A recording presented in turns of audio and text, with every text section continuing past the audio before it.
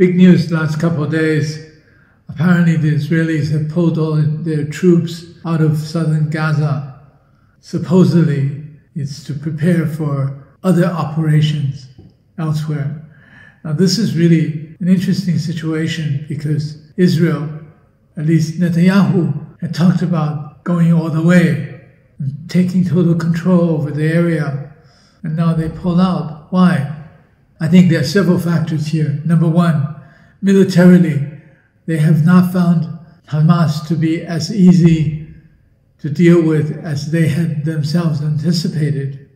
They thought they could deal with this very quickly, but not at all. Secondly, global condemnation is reaching incredible proportions. And what they have done is genocide, and tens of thousands of women and children have been killed. This is out there for all to see. Even aid workers who notified the Israelis of their location were bombed to death. Now, of course, this is serious because this is Americans, Canadians, British, Anglo-Saxons who've been killed.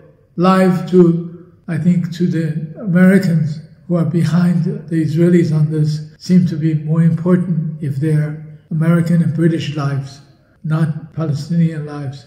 The third thing that happened is now demonstrations every day in the streets of Israel condemning Netanyahu. And the argument is very simple. Netanyahu doesn't care about the hostages, does not want to settle the dispute through exchange of hostages and the ceasefire. And this is causing a lot of Israeli anger. So internally, he's having problems as well. Now, probably not the least, but the last point that I can think of is Netanyahu and Biden have reached a breaking point in terms of their relationship because U.S. has been under so much pressure and U.S. had to be so totally, completely hypocritical in front of the whole world in order to support the Israelis by providing more bombs, more bullets, more killing machines to the Israelis. And this is for all to see, not only globally, but in the U.S. This will definitely have some impact on the elections coming later this year.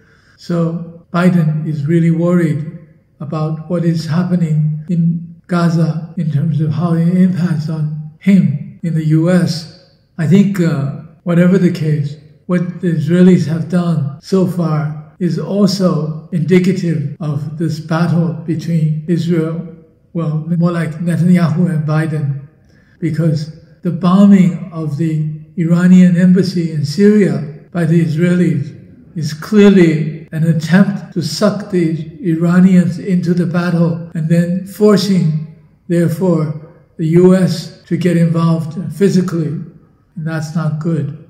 This is, I think, Netanyahu's last attempt to continue his course. We'll see what happens.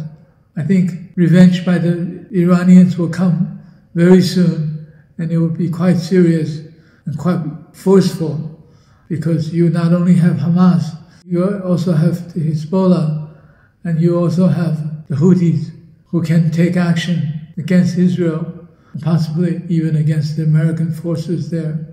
We'll see what happens, but this should happen quite soon.